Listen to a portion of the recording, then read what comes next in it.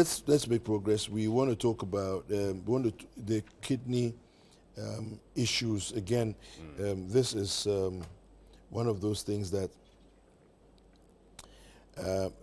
is bedeviling our health sector, where this is like the third or fourth time that this year alone that the renal unit is shutting down, and it doesn't look good.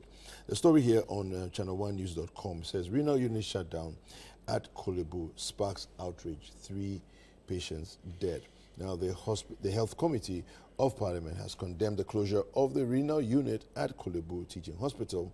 It's been shut down for nearly 2 weeks with no official explanation given for the closure. And the shutdown has reportedly led to the death of 3 kidney patients, according to Balfour Ahenkra, the president of the Kidney Patients Association.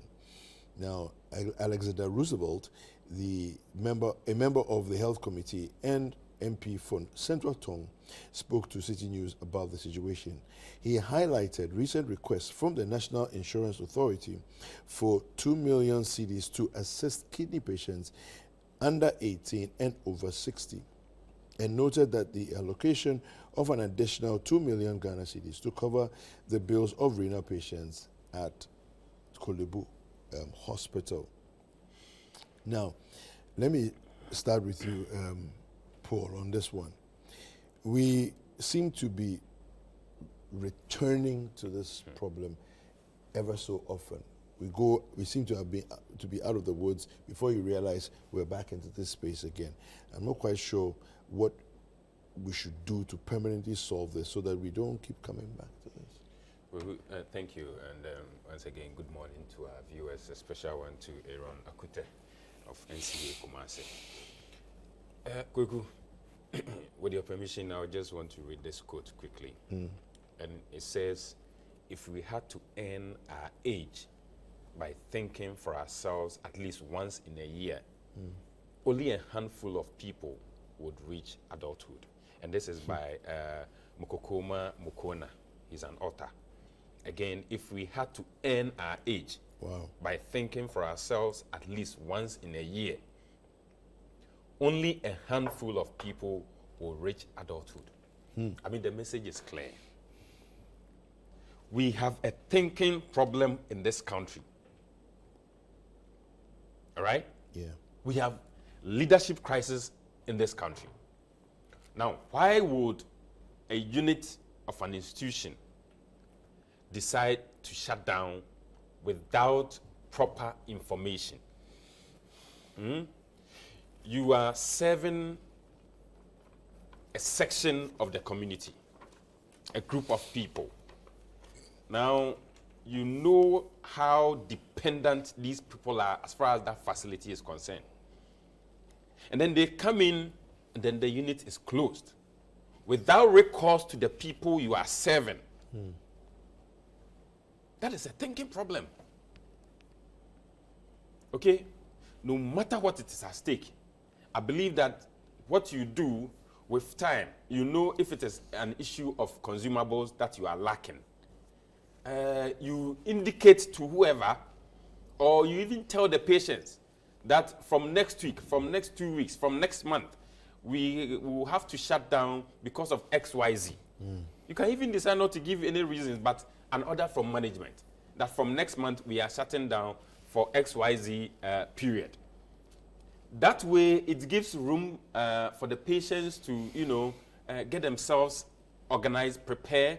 If they will have to move to other centers to get services, then they will know.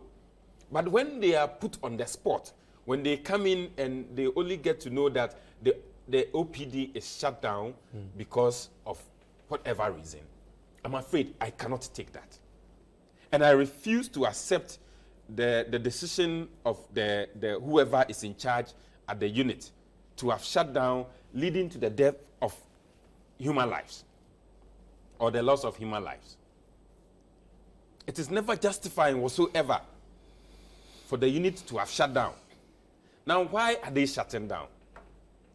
As much as I'm blaming Kolebu, we also need to lay the blame squarely at the foot of government. They have been complaining over the period for consumables to be given to them, for them to be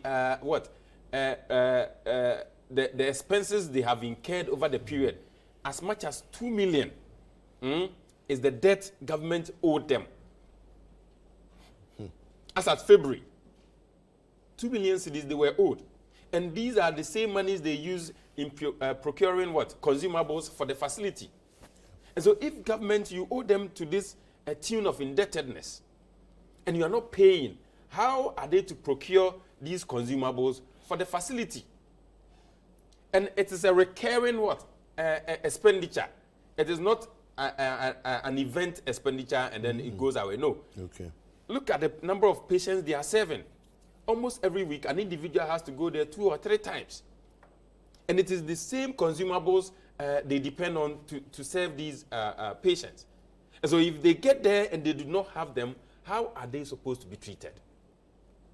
So, Mr. President, the health minister, and every other person involved, in fact, the director of health, all of them must accept responsibility for this act. If they had thought well, if they had planned well, if they valued the lives of the ordinary Ghanaian, I'm not sure we will see the death of even a single person. It clearly shows that the lives of Ghanaians do not matter to our people. All right? If it mattered to them, perhaps an earlier information giving rise to the shutting down of the facility would have been made known to them, or would have been given to these patients way ahead of time. The director of health, the CEO, the minister of health, the president, all of them must bow their heads in shame for the death of these innocent people. All right? We claim to have included the dialysis, cost to the NHIA. So a portion of that has been now absorbed. Good news. However, were the payments made to the dialysis unit? And even if they were they made on time? We are just told over the weekend that their plans are in place to get the consumables released from the port, hopefully before this week ends. Such ridiculousness. All right? We wait for people to die and then we begin to take action. So what about the lives lost? How do we bring them back? Then we go and then sympathize with the association of the renal unit or the kidney patients that, we understand some members of yours have lost their lives. We are sorry and may God rest their souls. And that's it? That's it? Yogu? It's wrapped up for me. 3 humans. Yeah. 3 Ghanaians. 3 innocent lives have been lost as a result of negligence of our people. Recklessness of our people. Where we are supposed to put money, we are not. But we have money to put at the cathedral. Okay? Yeah. We had money that we had allocated to go and dig a pit. And I'm told by far it is the biggest pit in the world, consuming in excess of 50 million of the United States dollars. And how much were these people looking for to procure consumables for the dialysis unit? Less than 10 million, less than 20 million. Cedis, not even dollars, cedis. And here they are, patients crying. They go there, the facility is closed. They cannot go to the other centers. Why? Because you cannot compare the private investor or the private facility to a government facility. Please wrap it up. All right? We have monies to recklessly use, but we cannot just... Oh, dear Lord. Yeah, thank you. We are having conversations about the issue of the kidney treatment saga that's been ongoing. quite a number of times the renal unit in Kolebu has shut down for various reasons, with most of it being financial and not having the various things that are needed. We just went, before we went for the break, Eric Ofori was sharing his thoughts on the issues so far. Let's hear from Jeffrey Kabute Okansi. Jeffrey. Yeah, as a member of the Ghana NCDs Alliance, that's persons who are living with non-communicable diseases. Yes. Majority of them seek this service to survive. And one of the organizations that are actually always on the board with this thing is Vision for Alternative Development. And I'm looking at, just last week we met with the head of the NCDs, at Kolebu. And I wonder what some of the persons living with NCDs who actually have to, assess this treatment are going through. Some of them I know personally, so I'm a bit emotional about this one. Mr. Labram Musa and his people, some of our campaigners like Tina, Godfred, and Fatal. I wonder how Christopher is feeling as a person living with NCDs who has walked the length and breadth of this country, trying to get people to understand how dangerous it is. And with non-communicable diseases, you live with it for life. As it's not curable, so, but you need this dialysis to keep you alive. This is a lifeline. Yeah. So you stay off it for some time, and it can take you away. So 3 people gone. Be mindful of the other time was shut down, about 13 people also gone. I can understand, but accepting is very difficult. Understanding doesn't mean I support people dying. I understand why some people have decided to be wicked and careless about what affects others. What would make you as a tree wantonly be wicked? The people who are in charge, when it happens, they complain. You've heard the news when they complain and go there for their health checks. So they don't care. And we the citizens, we have to suffer it. And sometimes when you get angry, you'll be forced to talk very carelessly. So I'll keep myself cool.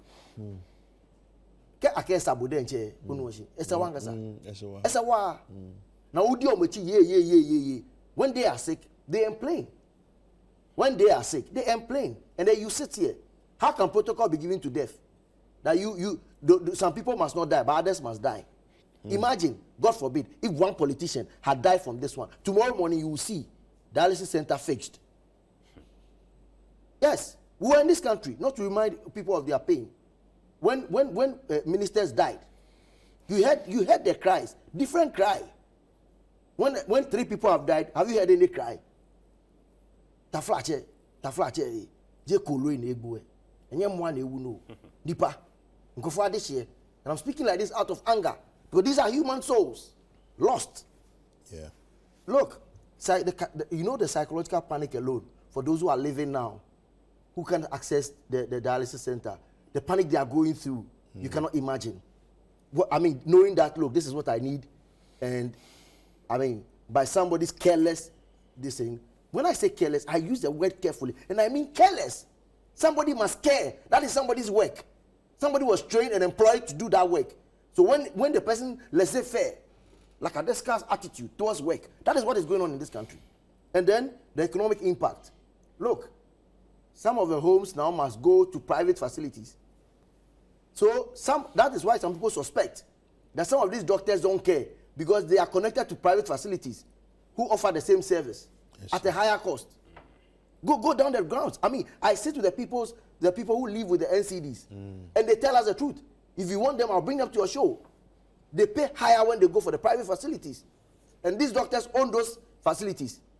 And their cronies own those facilities. So you go there and you get it at a higher cost. And they benefit.